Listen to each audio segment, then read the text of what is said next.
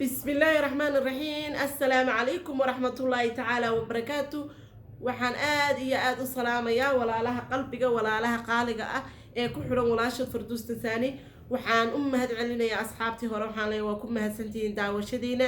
asxaabta cusubna waxaan leeyahay waan idinka qabaa soo dhawaada. minanku waa minankiini, ha nagu caajisina, noo kaalaya, subscribe haddaad noo saartay, like-tana ha naga hilmaamin oo mar walba subscribe marka aad saarto waxaan kaaga baahanay oo kaliya ta waa like-ta ha iyo daawashadooda dhamaysato. waa haddaad subscribe-ta saarto oo nagu cusubtay.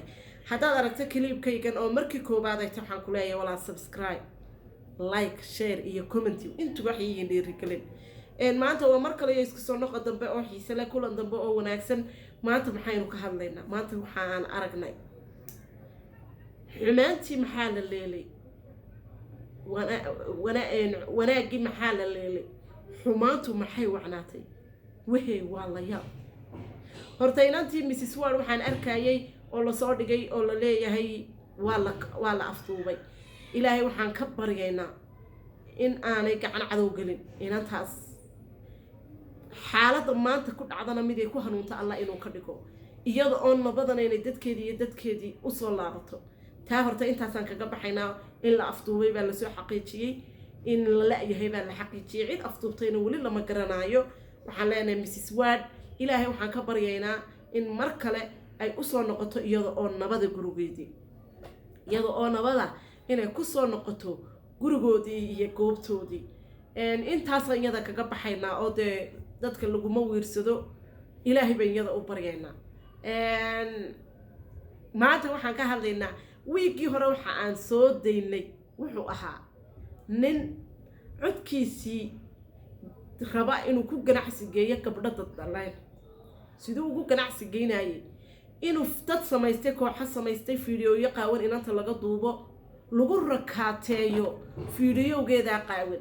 haddaanad waxaa samaynin fiidiyowgaaga ayaabaanu banka soo dhigaynaa. haddaanad waxaa samaynin fiidiyowga ayaabaan social media keenaynaa. waa dumar la qabo, waa dumar habla ah, waa dhammaantood oo sidaa rakaata loogu haystay. wiil baa video cod ka duubay, cod buu ka duubay, baraha bulshadu soo galiyay. munasar buu kaasi ahaa, waynu maqlaynay. wiilkii baan maanta arkay, ma jeclaysanaya inaan wejigiisa faafiyo, wixii uu lahaana inaan faafiyo ma jeclaysanayo. waxyaabaha qaar baa fitan ka qayb galayaan. waxaa dhici karta kuwii wiigii hore lasoo dhigay baraha bulshada ee qaawanaa inay isaga intay cararaan dagaal ku qaadaan oo ay dilaan. markaa wax maynaan tarin, waxnana maynaan taransanin haddii sidaasi dhacdo. marka waxa aan leeyahay anigu ma soo daynayo marnaba fitan ama waxaan anigu sameeyay oo aan faafiyay. ilaahay waxaan ka magan gelayaa in aanay aniga gacantayda aanay dhibaato ku iman, afkayga iyo carabkaygu mid dhibaato keena inaanu ilaahay ka dhigan. ninkiiba haddaba social media buu soo galay, wuxuu isku cadaynayaa inuu xaaladii galay, inuu hablaha ka duubo fiidiyooyo qaawan isagoo leefa oo la wada arkayo. ayaa anigu baraha bulshada ma ku soo daynaya, laakiin dad baa ku soo daayay. isagaa isi soo galiyay. midda labaad ma waxaad moodaysaa in la soo galiyay oo la xaday. lama xadin. muuqaalkiisa iyo codkiisaba waxaa la soo, isaga ayaabaa isagoo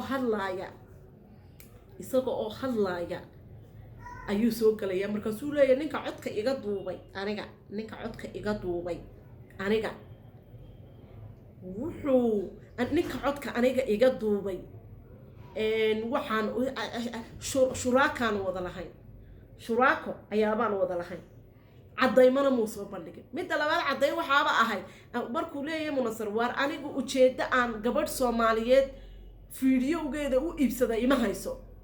isagoo leebaabu soo dhigayaaba ayuu soo dhigay.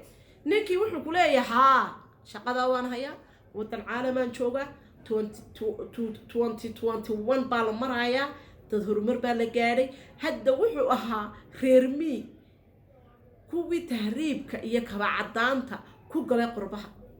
waar mid u dhashay qurbaha hadduu ahaan lahaa maciil baan qabi lahaa. mid qurbaha ku dhashay hadduu ahaan lahaa maciil baan qabi lahaa walaale. waa mid orodkii iyo tahriibkii uu ka soo bilaabay miyigii qodxanta lahaa intuu soo orday uu soo cararay uu tagay qurbaha. isagoo halkii riwaayadii maxay gabadhii ina jeynaali maamada odhanaysa sidii lagaaga keenay xamar ayaad truus usoo gashay maraykanka laguma tuulo ooyin iyo meelo laguma keeno laguma soo jajafin waxa weeyaan miyiga xamar from to maraykan marka miyiga xamar ama miyiga hargeysa ama miyiga burco ama miyiga boosaaso ama miyiga kismaayo ayaabaa truus looga keenay truus buu ku baxay liibiyuu tegay liibiya talabaad dadka ma garanaysaa midka qaxoontiyadii iyo adaygii dadkii ku dhashay iyo dadkii 30 sanadood ee qaraxyada iyo qaylada iyo buuqa iyo baasuukaha ku dhex dhalanaya way ka adag yihiin dadkii ka yara horeeyay way adag yihiin dadka tahriibay wada yaacay oo dhan waa dadkii qalbiga adkaa dabadeetana ninkaasi reer mi marka muuqaalkiisa uu iska soo duubay waabad arkaysaa inaanu dhal magaalo ahayn ee uu xidhay dhar magaalo dadku waa kala laba waa dhal magaalo iyo waa nin dhal magaalo ah oo la fahmi karo iyo nin dhar magaalo soo xidhay oo aan la fahmi karaynin xitaa miyiga waa la afyaqaanaa dadka miyiga magaranaysaa ku dhashay waa dad aqoon-yahana ah waa dad caqli leh waa dad hagaagsan waa dad maasha Allah ah waa dad maasha Allah ah ma garateen laakiin dadka ma garanaysaaye tuulooyinka tuulo jooga ma aragtay lama fahmo waliga ay waqtiga qofka tuulo jooga ahi waa dadka aan la fahmin ninku hadduu reermi ka noqdo waad fahmi doontaa reermi wax buu fahmaa oo reermi asalaha ka noqdo ama reer magaal dhal magaalaha ka noqdo waad afkaranaysaa labadaha ka noqdo ama ha ka maqnaado dhal magaalana waad galan dhal miyina waad garan laakiin dhasha aan la fahmin waa dadka gobolada iyo tuulooyinka iyo dadka ku dhashay waa dadka